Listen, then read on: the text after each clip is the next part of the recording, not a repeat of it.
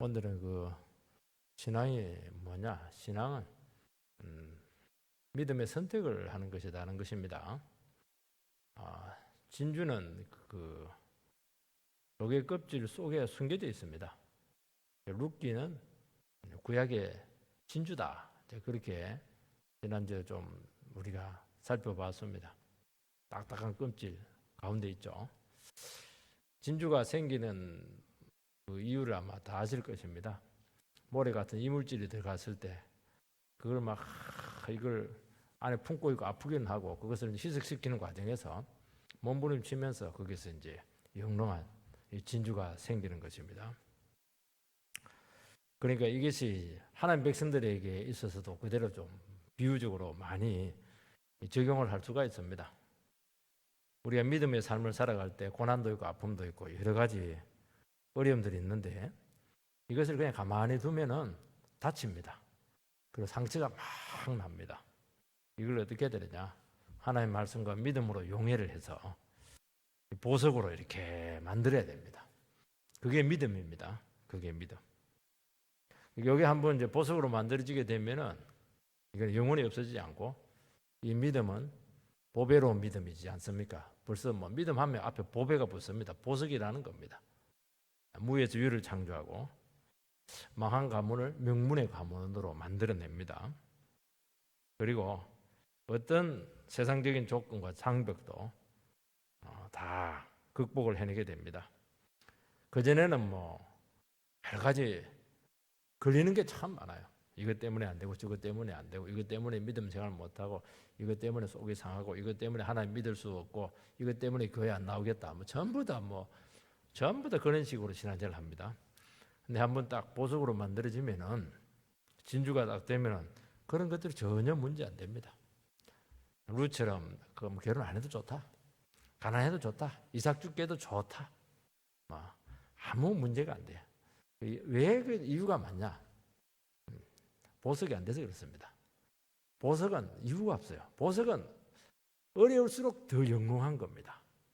더 상황이 어두울수록 더 빛나는 거예요. 이게 신앙이에요. 이게 믿음입니다. 이게 보배로운 믿음이라고 그렇게 하지 않습니까? 자꾸 조건이 많고 거는 게 많고 따지는 게 많고 이것 때문에 신앙생활 못해 저것 때문에 신앙생활 못하고 그건 아직도 믿음이 온전히 하지 못한 것이고 보배롭지 못합니다. 이 말 해문에 상처받고 저 말 했기 때문에 상처받고 상처 안 받으면 되거든요. 아니 상처를 받았더라도 그 상처를 다 말씀과 성령 싸매면 보석이 될 텐데 그걸 안 하는 거예요. 그러니까 아무 일도 일어나지 않는 겁니다. 위대한 일이 일어나지 않는 것이죠. 본문에 보면 이제 나오미가 잘못된 결정을 해서 모압으로 갔다가 쫄딱 망합니다. 10년 만에. 고향에 이제 하나님의 은혜가 찾아왔다. 그 소문을 듣고 드디어 결단을 내리는 장면까지 지난주에 살펴봤습니다. 이제 다 잃었어요. 아무것도 없어요. 가족 다 잃고 이방인 며느리인데 아무리 며느리지만은 아들이 없는 며느리는 참 부실하거든요. 이게 언제 떠날지 모르는 거예요. 이게 체면상 그들이 살아주는 것이지 이게 사실은 불안한 거거든요. 이게 이제 자식이라도 하나, 손자라도 하나 낳았으면 괜찮은데 손자 한 명 없고 그야말로 딱한 처지입니다. 세상에 이렇게 그리고 고국에 있는 것도 아니고 그 당시에 이스라엘 사람들은 모압 사람들 개 취급하는데 그 이방 땅 원래는 그 동족이 안 들키려고 멀리 갔는데 가놓고 보니까 너무 처량한 겁니다. 그래도 마지막 소망을 가지고 남은 인생을 하나님과 함께 살겠다. 주님 섬기면 살겠다. 그렇게 해서 고향으로 돌아오기 위해서 결단을 합니다.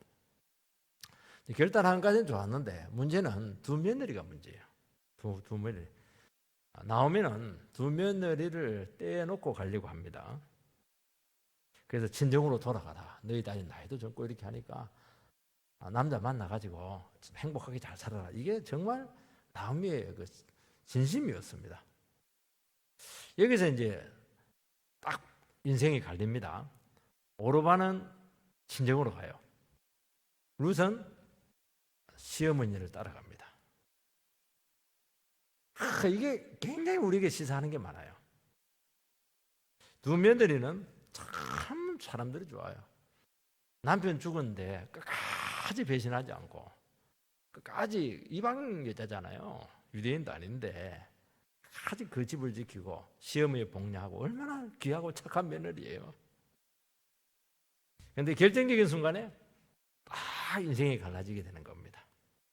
그 이유가 뭐냐 하는 것이 오늘 말씀의 그 핵심이에요. 첫 번째는 이 나오미를 하나님께서 부르시고 있습니다. 6절 말씀을 보면 그 여인이 모압 지방에서 여호와께서 자기 백성을 돌보시사 그들에게 양식을 주셨다 함을 듣고 이에 두 며느리와 함께 일어나 모압 지방에서 돌아오려 하여. 나오미가 고향으로 돌아오게 된 이유는 여호와께서 자기 백성을 돌보시사 양식을 주셨다 함을 듣고 이제 이렇게 결단을 합니다. 그러니까 이제 하나님의 징계의 기간이 끝났다고 보는 것이죠. 유다에 대한 하나님의 징계가 끝났어요. 그리고 긍휼과 은혜를 베푸셨다는 것입니다. 이것은 대단히 중요한 겁니다. 이게 하나님께서 마음을 바꾸신 겁니다. 우리는 내가 잘하면 된다 생각하는데 그렇지가 않아요. 하나님께서 태도를 바꾸는 것이 훨씬 더 중요한 겁니다. 그동안 유다 백성들은 사사기 시대지 않습니까? 아마 아까 흉년 뗀 거 보니까 기도원 때 보면 그 흉년이 심했거든요. 그때가 아닌가 이렇게 많이 보시는 분들이 있어요. 그때 얼마나 죄가 많았고 바알 숭배가 많았고 백성들이 교만했어요. 방자하게 행했죠. 자기 마음대로. 사사기는 자기 소견대로 행했다는 말이 뭐냐니까 자기 살고 싶은 대로 살았다는 겁니다. 하나님께서 징계를 내리신 것이죠. 유다는 유다 백성대로 징계를 내리게 되었고 나오미 집안은 아예 그냥 자기들만 살겠다고 약속의 땅을 떠나는 바람에 징계가 훨씬 강화되었어요. 같이 안 했으면 좀 같이 묻어가지고 그냥 이렇게 어려움이 있더라도 잘 극복했을 텐데 이방 땅으로 가니까 모든 걸 다 잃게 되었던 것입니다. 하나님께서는 10년 동안 하나님을 떠난 공동체를 떠난 삶이 얼마나 처절한가 하는 것을 경험을 하게 하신 것이죠. 참 불행하고 딱했습니다. 우리는 성경을 읽으면 참 나오미가 힘들었겠다 그렇게 생각할지 모르겠지만 그렇지가 이 힘든 정도가 아닙니다. 이건 살아남은 것이 사실은 기적이에요. 나이도 찍지도 않은데 하나님께서는 자기 백성들을 찾아오십니다. 양식의 회복으로 경제적인 회복으로 찾아옵니다. 환경의 변화로 찾아옵니다. 다 적대적인데 환경이 갑자기 우호적으로 이렇게 바뀔 때가 있어요. 그건 하나님께서 우리에게 긍휼을 베풀고 있는 신호라는 겁니다. 하나님 말씀을 이렇게 우리에게 찾아오세요. 말씀을 주세요. 여러분 이방 땅 모압에서 어디 가서 하나님 말씀을 들을 수가 있겠습니까? 전부 다 세상적인 말이죠. 전부 다 불행한 말이고 전부 다 죄된 유혹이죠. 근데 하나님 말씀이 찾아왔습니다. 이 다양한 방법으로 주님께서는 일하신다는 것이죠. 중요한 것은 하나님의 은혜의 소식을 나오미가 들었다는 겁니다. 하나님이 찾아오시고 하나님께서 은혜를 베푸실 때 말씀을 주실 때 우리는 헐게 들을 수가 있어요.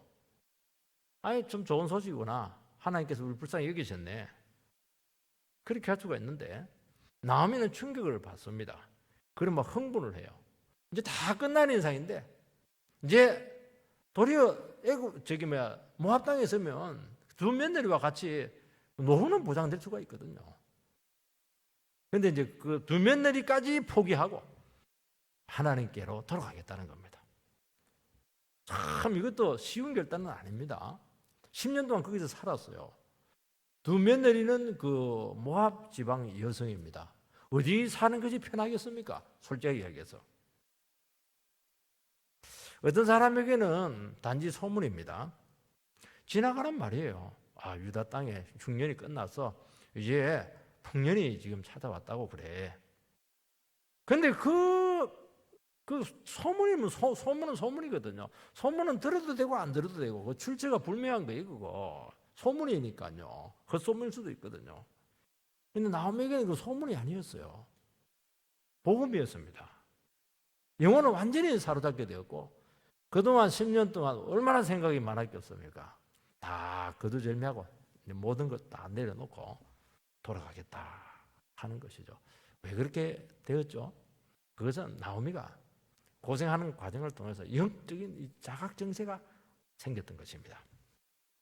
신약에 보면 소경거지 바디메오가 있습니다. 그 사람은 뭐 소경이고 거지잖아요.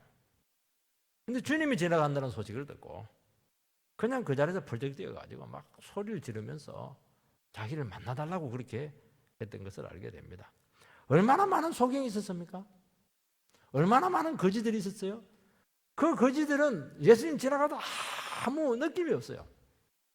근데 바디메오는 그렇지가 않아요. 바디메오는 목숨을 걸고 예수를 부르짖습니다. 옆에 사람들이 시끄럽다고 그러고 막 거지 주제에 무슨 소리 하냐고 막 그렇게 막 지지하고 이렇게 했는데도 막 자기가 낼 수 있는 목청 힘까지 다 낸 겁니다. 날 불쌍히 여겨달라고.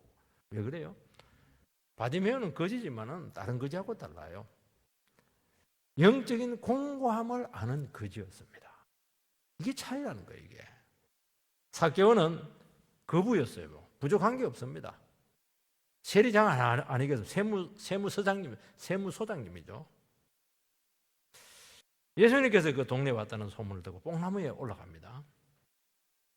그러니까 소경거지가 아니죠. 삭개오가 키도 작기도 한데 키가 작아 놓으니까 이게 예수님 볼 수가 없어요. 뽕나무를 얼마나 창피해요.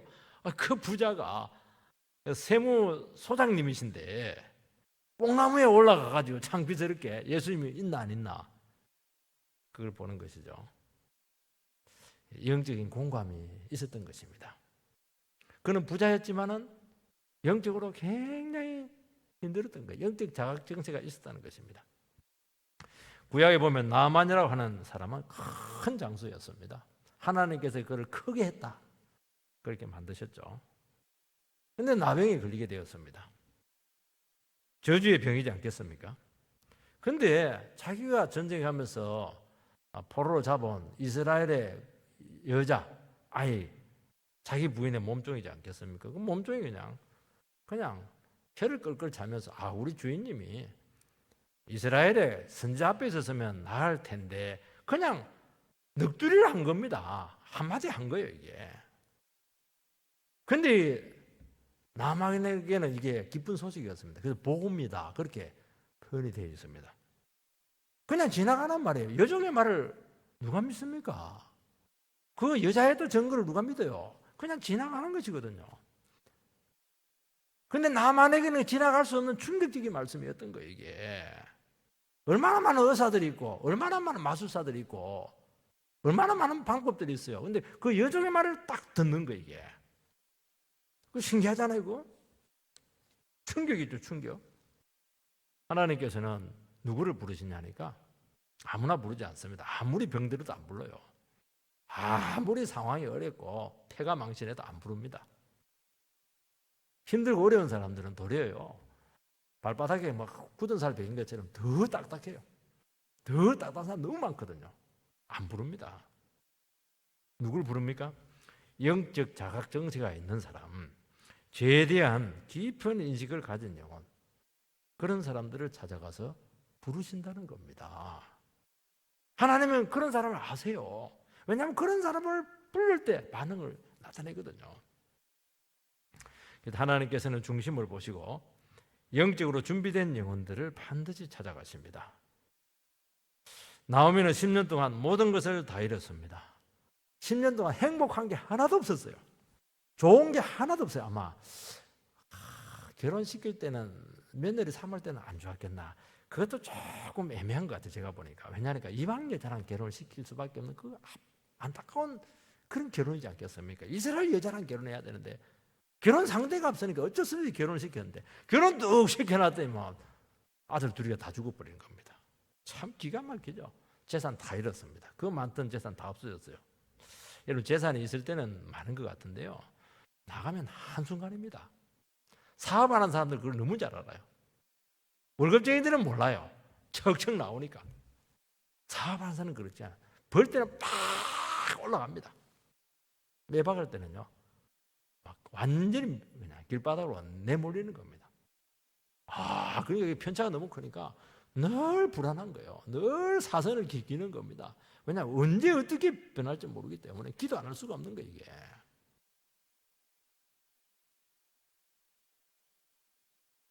이 정도 되면 어떻게 되느냐? 신앙 다 버리죠.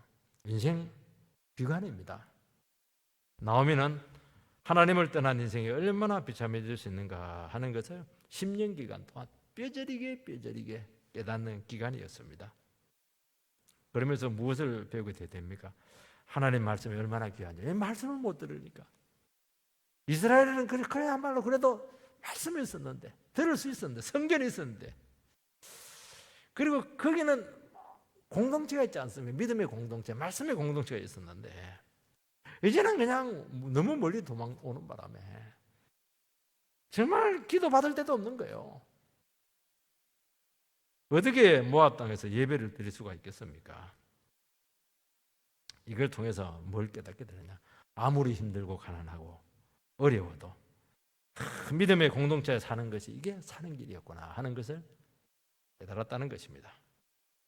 이방 땅에서 문제가 있었지만은 그때 뭘 깨닫냐? 하나님 백성들의 이 공동체 힘이라고 하는 것이 얼마나 강력한가 하는 것을 깨닫게 되었다는 것입니다.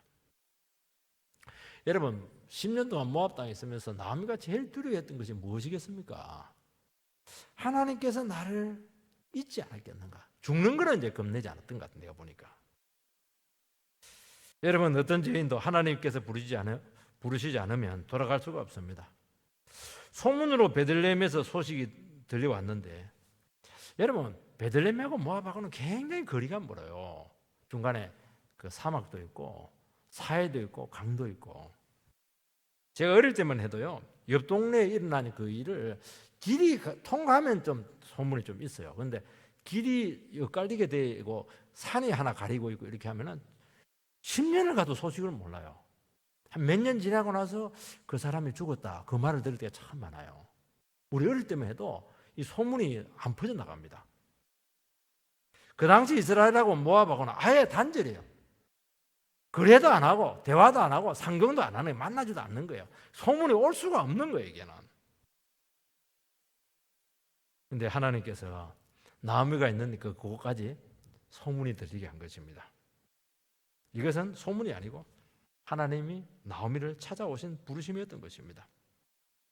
하나님께서는 언제 찾아왔습니까? 가장 절망적일 때, 이제 더 이상 망가질 대로 망가져가지고 더 망가질 끝도 없는 그 절망적인 처지에 있을 때 주님께서 그것도 소문으로 찾아왔습니다. 부르심에 반응하지 않으면 안 되도록 그렇게 하시고 불렀다는 것입니다. 원래 나오미란 뜻이 뭐냐니까 기쁘다, 희락이다, 그런 뜻을 가지고 있습니다. 나오미는 참 밝은 성격이었던 것으로 생각이 되고 참 낙천적인 성품을 가지고 있었다는 것을 알 수가 있어요. 그리고 남편이 결정하면 그냥 따라가고 좀 순종적이잖아요. 좋은 성품을 가지고 있고 좋은 기질을 가지고 있고 또 순종적인 그런 성향을 가지고 있습니다. 그런데 이런 것들이 주의 부르심에 도움이 되지는 않습니다. 사람들은 자기에게 조금이라도 여지가 있으면 참 부르심에 잘 반응하지 않아요. 언제 우리가 부르심에 반응을 합니까? 그야말로 아무것도 없을 때, 망가져가지고 더 이상 망가질 때도 없어요. 더 망가지면 거기서는 이제 이 세상 하직해야 되는 겁니다. 그 정도 되면은 부르면 반응을 합니다. 이 반응을 한다는 게 그렇게 중요해요. 우리는 한 번씩 그 주님을 대신해서 영혼을 이렇게 부르러 갑니다.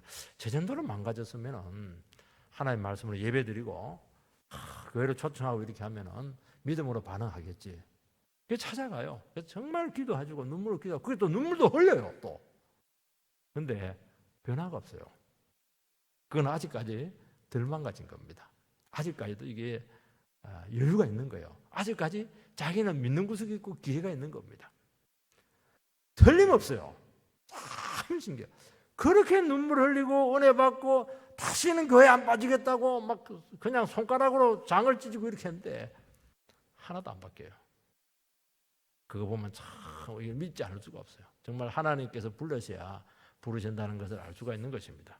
아직도 덜급하다는 것이죠.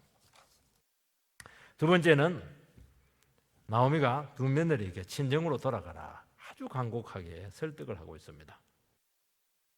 나오미는 이제 고향으로 돌아가기 위해서 결단을 내렸죠. 이제는 뭐 돌아갈 데도 없죠. 근데 문제는 뭐냐면 두 며느리였습니다. 나오미는 진실로 두 며느리가 행복하기를 원했고 고향으로 돌아가서 새 출발하게 되기를 원했던 것입니다. 8절에서 10절 말씀을 보면 나오미가 두 며느리에게 이르되 너희는 각기 너희 어머니의 집으로 돌아가라.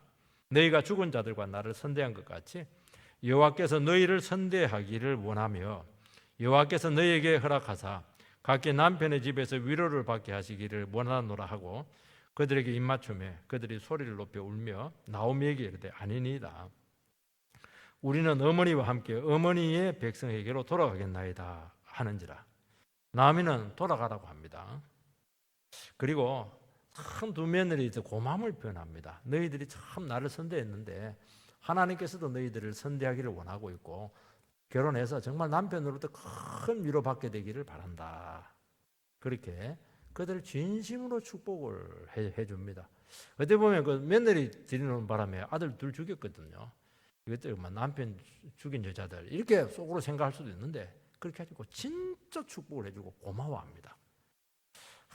그 시어머니라고 하는 위치는 며느리에 대해서 이렇게 진심으로 고마워해주기가 어려운 위치거든요. 근데 그 결과가 좋으면 또 괜찮아요. 아들도 살아있고 자식 새끼도 잘 놔주고 이러면 괜찮거든요. 근데 뭐 아들 둘 죽이고 물론 뭐 하나님 죽였지만은 그래도 생각에 따라서는 며느리 책임을 돌릴 수가 있는 거예요. 자기가 너무 힘드니까 애를 낳아준 것도 아니고 아무것도 없잖아요. 속으로 막 속상할 수가 있는 거예요.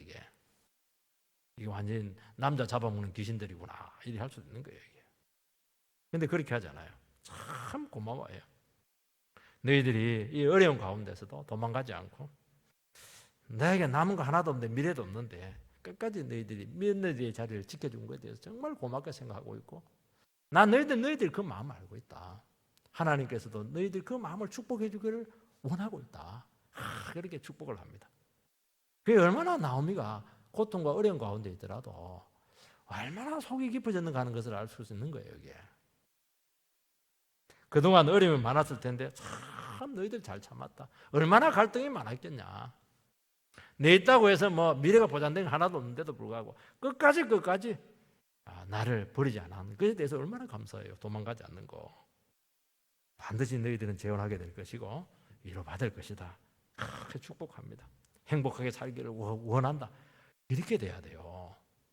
우리도 다 이제 시어머니 될 수도 있고 시아버지 될 수도 있고 우리도 다 이해관계에 있을 수도 있는데 그 옆에 있는 사람들이 이렇게 축복을 해줘야 돼요.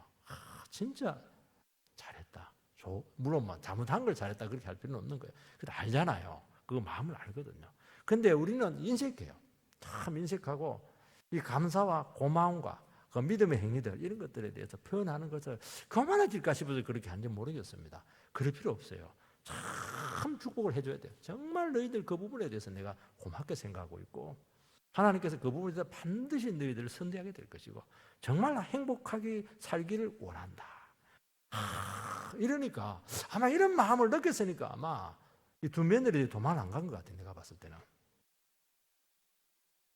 이 말을 들었을 때 두 며느리가 얼마나 행복했겠어요. 아마 눈물이 쫙 났을 겁니다. 얼마나 할 말이 많았겠어요. 그런데 이 시어머니가 너무 불행하잖아요. 너무 불쌍하잖아요. 이게 도망도 못 가고 그냥 그래도 막 할 말 안 하고 막 복려하고 이렇게 왔을 텐데 그 마음을 며느리가 그 시어머니가 알아주는 거예요. 이게 눈물이 쫙 나는 거예요. 그 자꾸 울어요. 이 며느리들이. 감동이죠, 감동. 여러분 이런 게 있어야 돼요. 관계에 있어서 우리 자꾸 이해관계로 생각을 하거든요. 그렇게 하면 나중에 두 며느리를 뭐라고 부르냐니까 따라 얘기합니다. 따라. 물론 뭐 이 딸도 없었지만 딸이 아무리 따라도 딸은 아니거든요. 며느리 딸로 딱 봅니다. 딸하고 며느리하고 누구를 더 사랑할까요? 똑같이 사랑한다 하는데 택도 없어요. 엘리마스야. 말 안 하지만 싹 뒤로 다 딸한테 싹 다 줍니다. 안 받아 알아요.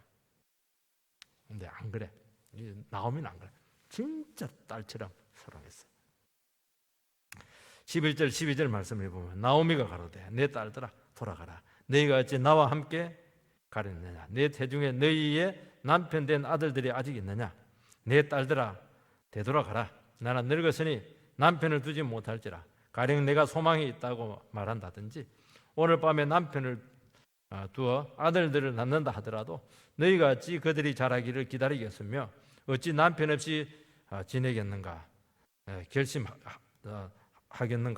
하겠느냐. 내 딸들아 그렇지 아니하니라. 여호와의 손이 나를 치셨으므로 나는 너희로 말미암아 더욱 마음이 아프도다 하며.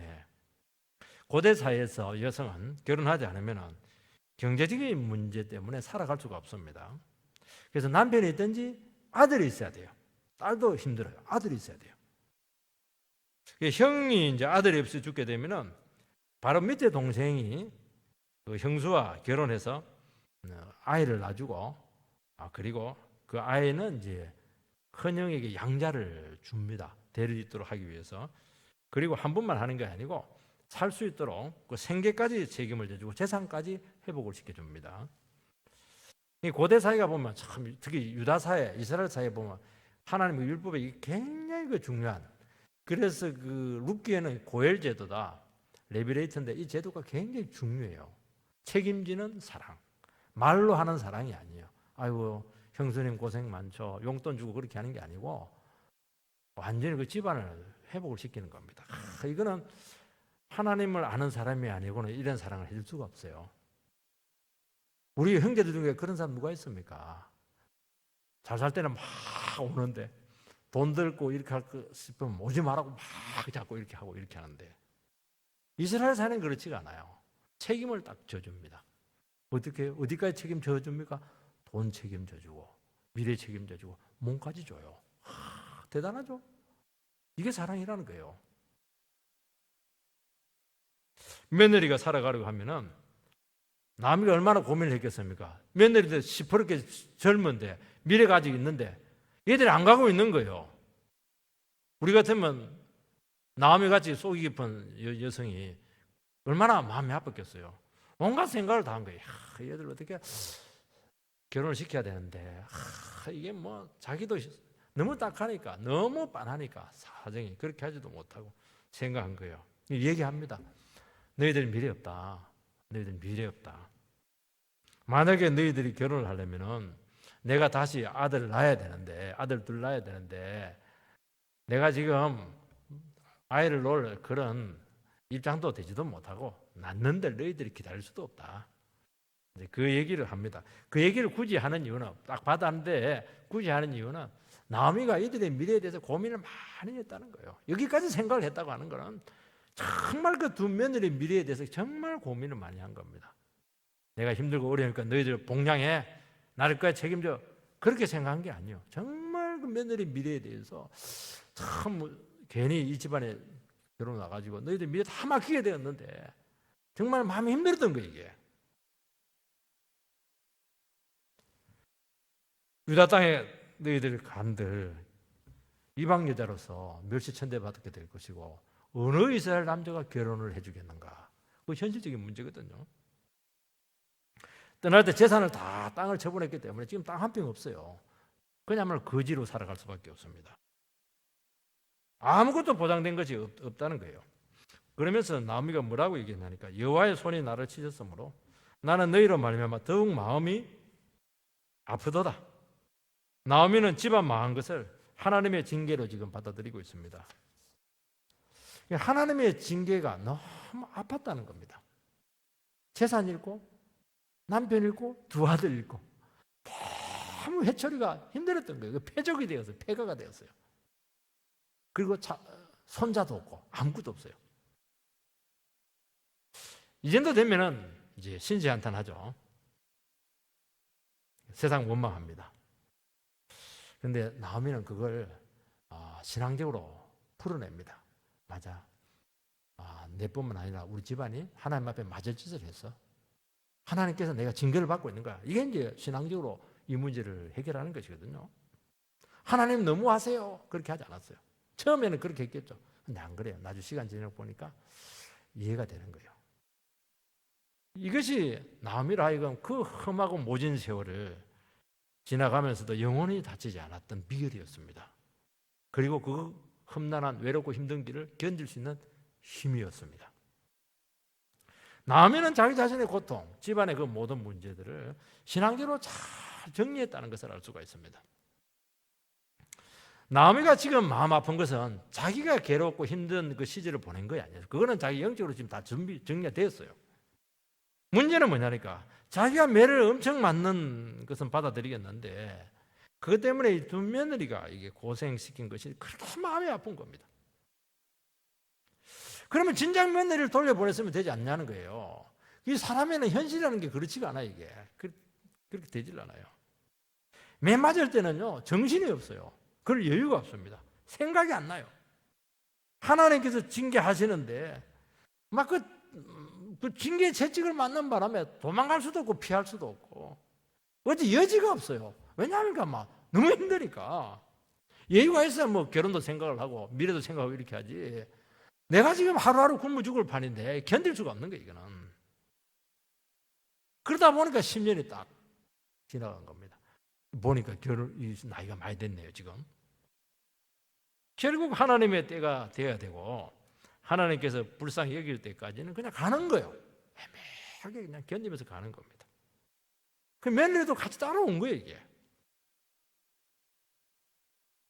자기 자신이 징계 중에 할 수 있는 것이 없다는 것이죠. 그러니까 두 며느리를 생각하니까 너무 마음이 아픈 겁니다. 조금 사정이 좋았으면 반드시 모두 조치를 취했을 겁니다. 나오미는 이 두 며느리가 도망가지 않고 함께 해준 그 선대에 대해서 그렇게 감사해하고 있는 거예요. 도망간 거 대단한 거 이거는. 대부분은 막 아이고 저 노인 뭐 죽든지 말든지 알아서 해란 말이지. 나도 내 길 찾아야겠다. 반드시 그렇게 했을 거예요. 이 두 며느리는 도망을 안 갔어요.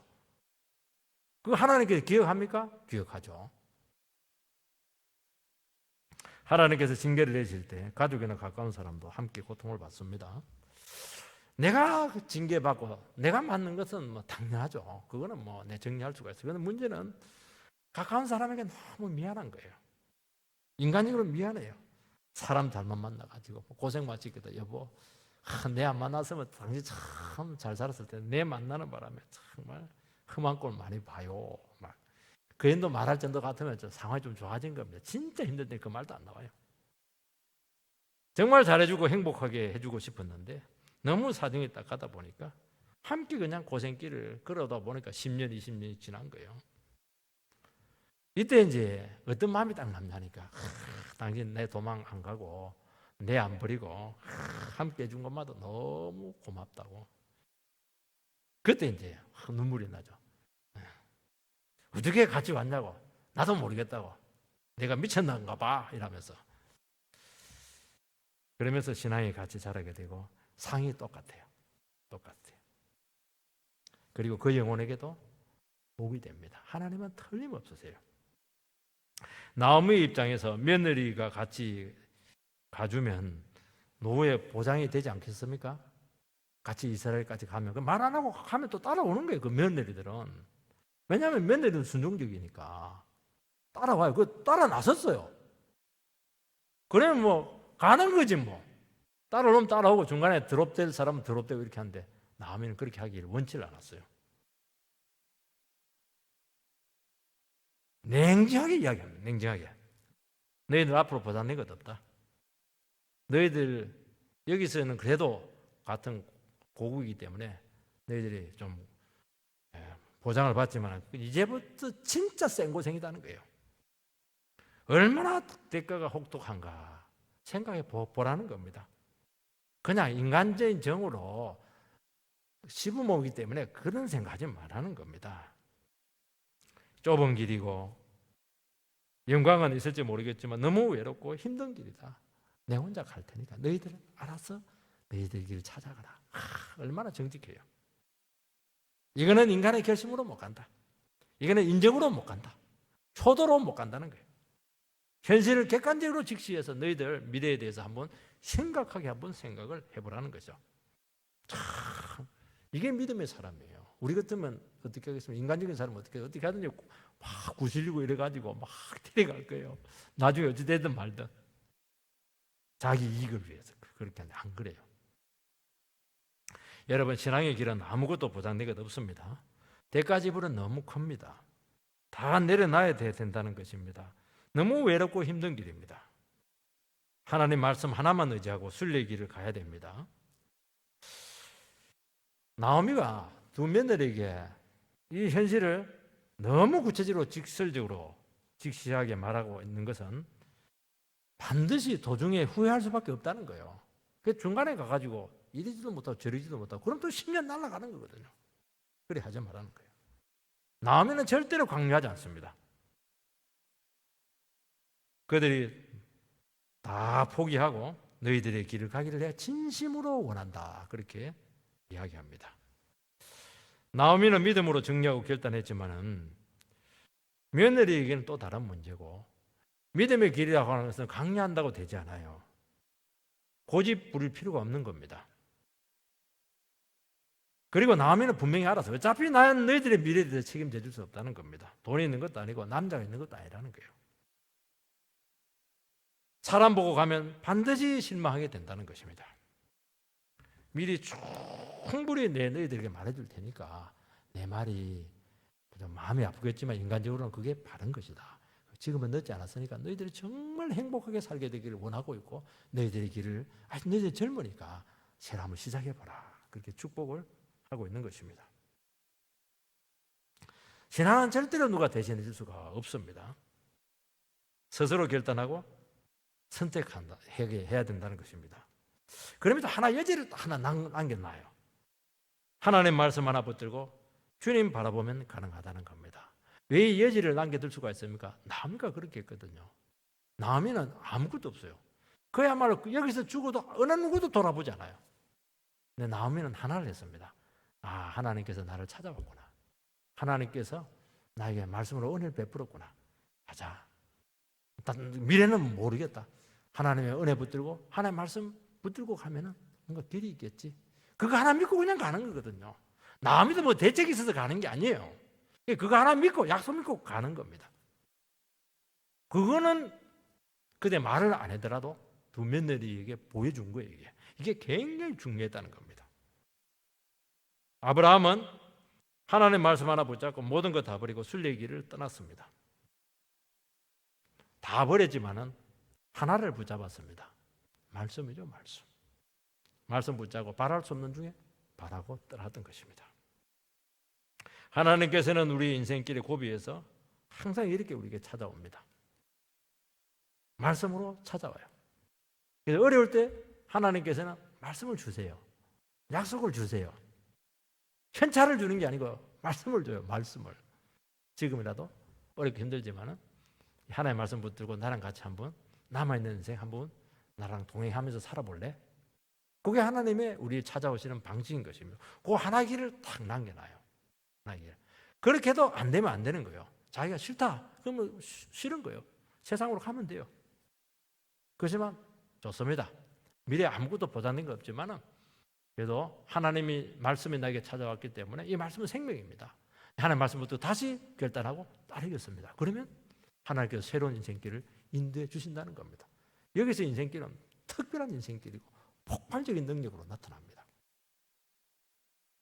너의 말씀을 붙잡을 것이냐 아니면 현실을 붙잡을 것인가 여기에 대해서 굉장히 생각하고 여기에 대해서 강요 못한다. 너희들이 그것은 너희들의 몫이다. 그렇게 그들에게 책임을 지우고 있는 것입니다. 그때마다 어떻게 해야 됩니까? 그때마다 다시 버려야 돼요. 하나님께서 말씀으로 찾아올 때는 어떻게 하냐면 우리는 모든 걸 다 끌고 가려고 하니까 문제가 돼요. 근데 끌고 갈 수가 없어요. 하나님 그때 또 다 내려놔야 돼요. 그럼 말씀 하나만 딱 붙잡아야 돼요. 진리를 붙잡아야 돼요. 그러면 진리가 그 영혼을 끝까지 책임지고 그 진리가 그를 붙들어주고 그 진리가 새로운 인생을 열어줍니다. 그게 뭐냐니까 믿음의 결단인 것입니다. 오병이의 기적 때 수많은 사람들이 예수를 왕으로 삼으면 빵 문제가 해결되겠구나 해서 막 왕을 세우겠어요. 예수님께서는 이런 죄에 거절하면 나는 먹는 빵을 주기 위해서 온 것이 아니고 하늘에 있는 산떡을 너희들에게 주기를 위해서 왔다. 하늘에 있는 떡을 준다는 말이 무슨 말입니까? 말씀 준다는 겁니다. 그리고 재용서를 준다는 겁니다. 은혜를 주겠다는 거예요. 천국 백성 되게 하겠다는 겁니다. 그 사람들은 관심이 없어요. 다 떠나버렸어요. 그래서 주님께서는 얼마나 위기의 순간입니까? 초창기 사역인데 한 5천 명이니까 한 2만 명 되면은 분당 우리 교회만 교회가 하나 딱 생기는데 얼마나 좋아요. 한 방에 끝나는데 다 나가버렸어. 그래서 12명만 딱 남았어요. 저녁에.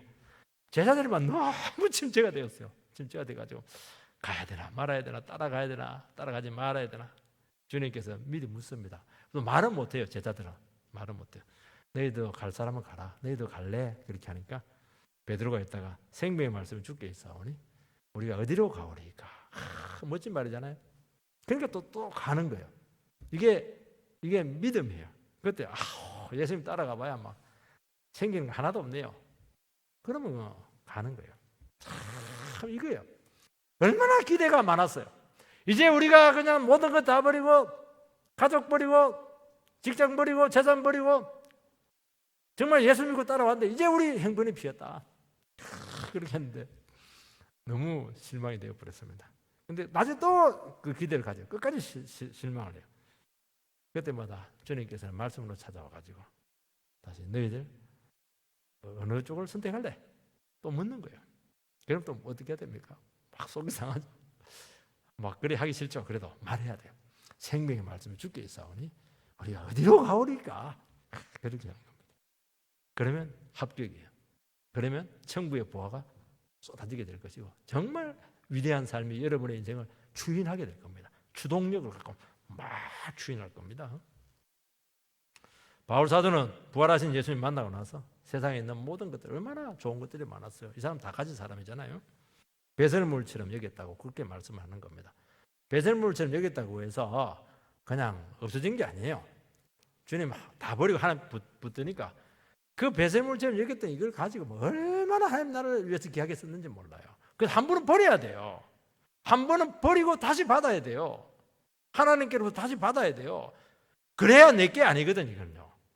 주님 것이잖아요. 이걸 가지고 막 주를 위해서 막 헌신을 하니까 그 배운 학문, 실력 이런 거 가지고 언어 이거 가지고 하니까 막 세상을 뒤집어 놓지 않습니까?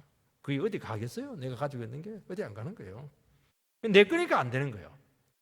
버리고 배설물처럼 버리고 다시 받아야 되는 겁니다.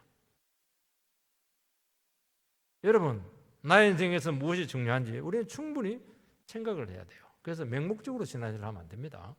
말씀을 듣고 자꾸 충분히 생각을 해야 돼요. 신앙은 이런 것이구나. 내가 지금 이 순간에 중요한 게 뭐구나. 내가 이때가 지금 말씀을 붙들어야 될 때구나. 하나님 예배 자리에 와야 될 때구나. 그리고 내 인생의 중요한 고민이 이때 기도하면서 뭘 주님께서 지금 원하고 있는가 하는 것을 정말 정직하게 주님 앞에서 고백을 하고 자기 입으로 이야기해야 돼요. 생명의 말씀을 주께 있사오니 내가 어디로 가오리까? 난 미래 같은 거 걱정 안 한다고. 지금까지 모든 것이 참 그림돌이었는데 아니군요. 하나님 그게 문제가 아니었군요. 내가 하나님 말씀에 대해서 지금 생명처럼 붙잡지 못한 이게 문제였군요. 그렇게 고백하기를 원하고 있는 것입니다. 그래서요 진짜 뭔가 조금이라도 보장된 것을 원한다면은 절대로 믿음의 결단을 할 수가 없고 믿음으로 살아갈 수가 없습니다.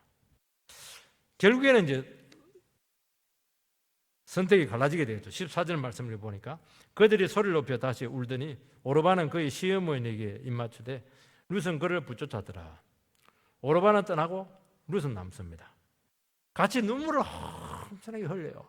그리고 막 시어머니에 대해서 막 너무너무 감동을 했어요. 그리고 얼마나 정성껏 시어머니를 잘 섬겼습니까? 하나는 떠나고 하나는 남았습니다. 오르바의 뜻이 뭐냐니까 작은 사슴이다 그런 뜻을 가지고 있습니다. 사슴은 가녀리잖아요. 연약하고 착해요. 그러니까 이 오르바도 우리 같으면 오르바는 좀 못된 여성상으로 보는데 그렇지가 않아요. 참 용모나 인상이나 성품이 참 괜찮은 그리고 루가 똑같이 끝까지 시어머니를 책임을 지르게 했던 그 귀한 여성이었습니다. 그렇지만 그것으로 보정되지 않아요. 그거 쏘면 안 됩니다. 룻은 어떻게 합니까? 시어머니를 붙여쳤어요. 붙여쳤다 이 말을 여러분 잘 실감이 안 날 텐데요. 막 떼내리고 하는데 막 찰거머리처럼 붙어서 막 늘어지는 겁니다. 어릴 때 우리 거머리 막 물리고 이러면 막 때리는데 막 끝까지 빨대를 가지고 끝까지 밀어붙이는 바람에 막 아우 거머리 그 무서운 놈이야 그거. 찰거머리처럼 붙었다는 거예요 이게. 오르바와 룻의 태도가 확연히 갈라졌습니다. 여러분 누가 정상이에요? 오르바가 정상이죠. 정상이에요 그게. 상식적이죠. 우리는 오르바에 대해서 비난할 수 없어요. 당연한 것이죠. 룻은 지나친 겁니다. 어떤 사람은 오르바는 친정이 너무 잘 살았기 때문에 그냥 친정으로 갔고 룻은 가봐야 뭐 아무것도 없기 때문에 가난했기 때문에 그냥 뭐 어차피 이리 가나 저리 가나 상관이 없으니까 시어머니 따라왔다 그러는데 그거는 근거가 없어요. 근데 또 가만히 생각해 보면 가봐야 별 볼 일 없을 때 예수를 따르는 게 훨씬 더 유리할 때가 많아요. 어차피 갈 데가 없으니까 어차피 실직했으니까 어디 옵니까? 교회 오는 거죠 뭐. 실직해도 돈이 많은 사람들은 또 막 돌아다닐 거야 아마 세계를. 결단한 데 남죠. 그래도 모압에 남는 것이 망하더라도 훨씬 이익입니다. 이거는 신앙의 차이죠. 룻은 신앙적으로 결단하고 선택합니다. 오르바는 세상 욕심을 따라갔습니다. 너희 백성과 그 신에게로 가라. 세상으로 간 것이죠. 모든 사람들은 중요한 고비에서 냉정하게 현실을 따지고 계산을 합니다. 어떤 사람은 자기 인생을 스스로 책임지려고 합니다. 자기 힘으로 자기 자신의 삶을 헤쳐나가려고 합니다. 그렇게 하다 보면 눈에 보이는 유리한 현실을 선택을 해야 돼요. 보장된 뭔가 많을수록 좋은 겁니다. 그게 오르바의 정신이에요. 세상의 정신인 것이죠. 그런데 룻의 정신은 달라요. 믿음의 사람의 정신은 어떠냐? 현실을 다 알아요. 어떻게 하는 것이 이익이 되는 줄 잘 알고 있고 그림돌이 무엇인지 다 알고 있습니다. 그런데 뭘 거기서 하나를 뛰어넘어요. 뭘 뛰어넘냐니까 어차피 인생이라고 하는 것은 내 힘으로 살아갈 수 없다 하는 것을 고백을 하는 겁니다. 이걸 룻은 배웠던 거예요. 은혜가 필요하다는 것을 아는 것이죠. 그러면 어떻게 되느냐? 하나님 말씀과 함께 살아가는 그 인생을 선택합니다. 그럼에도 불구하고 나는 주님께 충성하겠습니다. 요게 되면은 보석입니다. 요게 진주예요, 진주. 그러면 가난도 필요 없고 결혼도 상관없고 보장된 미래, 사람들의 구박 이런 거 아무 상관없어요. 내 소유 상관없어요. 온갖 인생을 힘들게 하고 불편하게 하는 것들이 문제가 되지 않아요. 사람들이 문제를 자꾸 느끼는 것은 이게 안 돼요. 극복이 안 돼서 그래요. 이것도 문제, 저것도 문제, 저 사람이 나를 상처를 주고 이것도 문제 이렇게 하는 것은 뭐냐? 극복이 안 된 거예요. 그러면 하나님께서 그 말씀으로 그 영혼을 강력하게 추력해 나가서 그 인생을 열어갈 것입니다. 살 길 줘요. 없는 데 가면 다 준비되어 있습니다. 그것도 아주 빨리 회복시키십니다. 참 하나님 놀라워요. 우리가 진주로 딱 만들어지기만 하면 그때부터는 끝나는 거예요. 고전까지는 안 돼요. 고전까지는. 여러분 우리 인생은 내가 책임지는 것이 아니에요. 주님이 책임지고 이끌어 가 주십시오. 그렇게 오늘 이 시간 여러분의 인생을 완전히 들으시기 바랍니다. 그러면 진주보다도 아름다운 그런 인생으로 여러분의 인생이 되게 될 줄 주의 이름으로 축원드립니다.